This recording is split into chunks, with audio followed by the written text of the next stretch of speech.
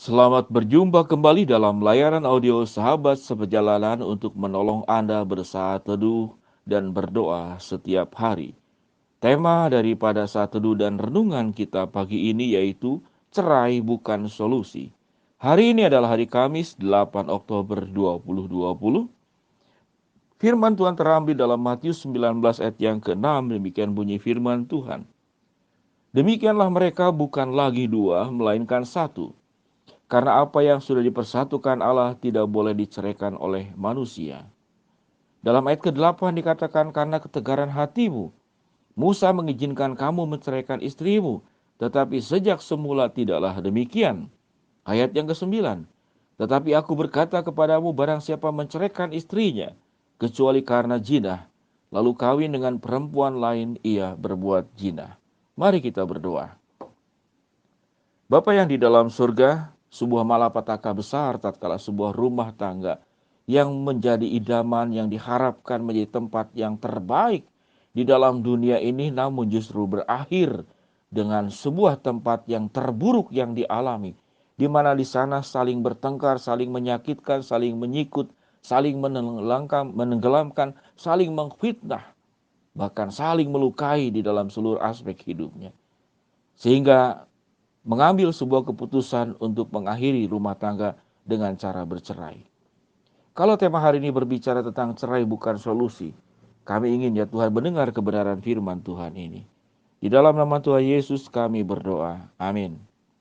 Sahabat seperjalanan yang dikasihi Tuhan, perceraian di dalam kondisi pandemik ini ternyata semakin hari semakin persentasenya semakin besar. Siogianya kalau sebuah keluarga itu semakin banyak bertemu, semakin banyak waktu, itu akan semakin baik. Ternyata tidak demikian. Semakin banyak bertemu, justru semakin banyak kesempatan untuk berkonflik. Tatkala sebelumnya dalam kesibukan sebelum kondisi pandemik ini, setiap orang punya kesibukan sehingga tidak bersinggungan, lalu bertemu di rumah hanya sekedar malam hari, lalu kemudian makan lalu tidur, tidak terjadi konflik.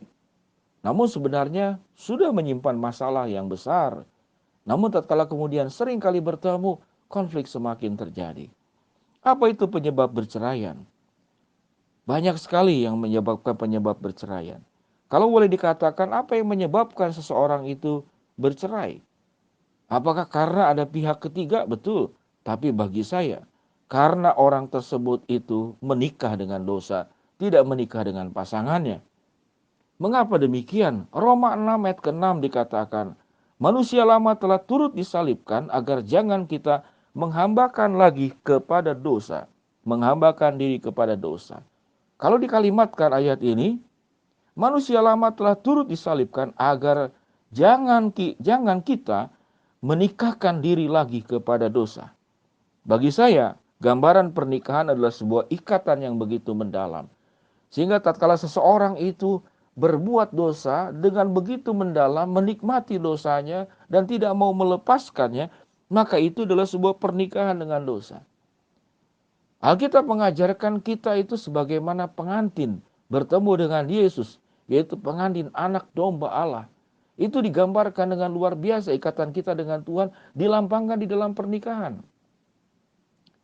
Tatkala kita menyatu dengan Tuhan dan kita tidak pernah tergoda menyatu dengan yang lain, maka kita akan hidup di dalam kebenaran.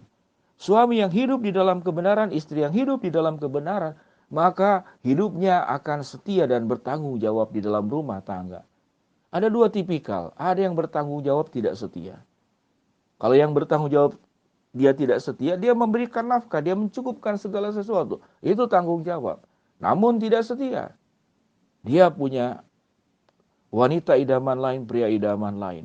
Ada yang setia tapi tidak bertanggung jawab. Wah, tiap hari dia di rumah. Dia tidak ada pihak yang ketiga, tapi tidak bertanggung jawab. Dia pengangguran, dia malas, dia tidur. Kerjaannya cuma main, bertemu dengan teman-teman. Menghabiskan waktu di warung-warung kopi, atau di pojok-pojok mal, atau dimanapun juga. Namun orang yang menikah dengan Tuhan, menikah dengan kebenaran firman Allah, maka dia akan menjadi pribadi yang hidupnya setia dan bertanggung jawab. Karena seseorang yang hidup bergumul dengan firman Allah, menikah dengan firman Tuhan, menikah dengan Kristus, menjalin sebuah hubungan yang mendalam yang tidak pernah terlepas di dalam kebenaran firman Allah. Dia akan mengeluarkan buah-buah pertobatan, buah-buah kehidupan yang baik. Dia akan menjadi suami yang baik, dia akan menjadi istri yang baik. Dia akan menjadi suami yang setia dan juga menjadi istri yang setia. Menjadi suami yang bertanggung jawab, juga istri yang bertanggung jawab. Betapa indahnya sebuah pernikahan. Sebelum kau menikahi pasangan, engkau harus menikah terlebih dahulu. Menikah dengan kebenaran firman Allah. Dan bukan menikah dengan dosa. Seseorang yang menikahkan diri dengan dosa, maka berpotensi hidupnya di dalam segala hal juga akan bermasalah. Berumah tangga berpotensi akan tercerai. Bekerja berpotensi kalau dia menikah dengan dosa, itu diberhentikan.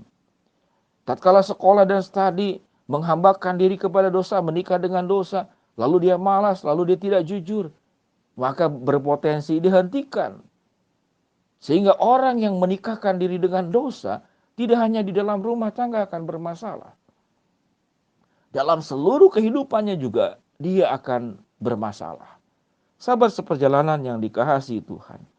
Kalau kita kemudian memahami seluruh bagian-bagian firman Tuhan ini, maka sesungguhnya penyebab perceraian di dalam rumah tangga bukan karena pihak ketiga, tapi karena dirimu sendiri. Karena waktu engkau menikah dengan dosa dan tidak menikah dengan kebenaran firman Allah, engkau tidak akan menghargai pasanganmu. Engkau tidak akan menghargai suamimu. Engkau tidak akan menghargai istrimu. Hidupmu tidak akan setia kepada pasanganmu. Hidupmu tidak akan setia, tidak bertanggung jawab kepada pasanganmu, kepada rumah tanggamu. Sahabat seperjalanan yang dikasihi Tuhan, ingatlah bahwa anak-anak yang dititipkan sebagai anugerah, yang terlahir di dalam rumah tangga kita, mereka berhak untuk mendapatkan yang terbaik dari kedua orang tuanya.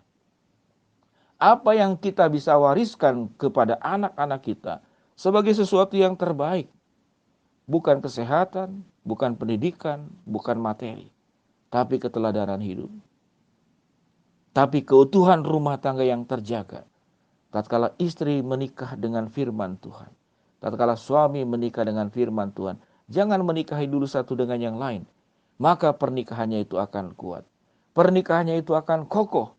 Pernikahannya itu tidak pernah akan goyah oleh keadaan, oleh kemiskinan, oleh kesulitan, oleh godaan apapun. Karena dia tidak menghambakan diri kepada dosa. Karena dia tidak menikahkan diri kepada dosa. Tapi yang bersangkutan kita semua menghambakan diri kepada Tuhan. Menikahkan diri kepada firman-Nya. Mengikatkan diri kepada kebenarannya. Maka hidup kita ada di dalam kuasa dan tangan Tuhan. Sahabat seperjalanan yang dikasihi Tuhan, biarlah kita boleh memahami bahwa cerai bukan solusi. Solusi yang terbaik engkau bukan menceraikan pasanganmu, tapi menceraikan hidupmu dan dirimu dari dosa, dan engkau menikah dengan kebenaran firman Allah. Engkau bersatu dengan kebenaran firman Allah, maka rumah tanggamu akan terjaga. Mari kita berdoa. Bapa yang di dalam sorga, hamba-Mu berdoa bagi yang sedang sakit di rumah maupun di rumah sakit. Tuhan yang akan jamah, Tuhan yang akan sembuhkan. Bagi sahabat seperjalanan yang sedang mengalami kendala dan kesulitan, masalah dan problema, Tuhan bukakanlah jalan. Bagi sahabat seperjalanan yang sedang berharap, memohon dan meminta sesuatu, Tuhan yang kabulkan sesuai dengan waktu, cara, dan juga sesuai dengan kehendak-Mu. Hamba-Mu berdoa secara khusus buat rumah tangga yang diambang perceraian. Biarlah ya Tuhan, Engkau akan rekatkan rumah tangga yang hampir hancur ini, agar yaitu dengan cara setiap mereka melekat dalam kebenaran firman Tuhan, menikah dengan kebenaran firman Tuhan, dan menceraikan hidup dan dirinya dari dosa. Maka rumah tangga akan tetap kuat di dalam kebenaran firman Allah. Cerai bukanlah solusi, tapi menceraikan kehidupan kami dari dosa, itulah solusi yang terbaik. Dalam nama Tuhan Yesus kami berdoa. Amin. Sahabat seperjalanan, selamat beraktivitas. Saya doakan Anda selalu sehat, sukses dengan apa yang dikerjakan. Tuhan menyertai setiap langkah yang ada di depan kita dengan pertolongan, berkat, dan pemeliharaannya. Shalom, amin.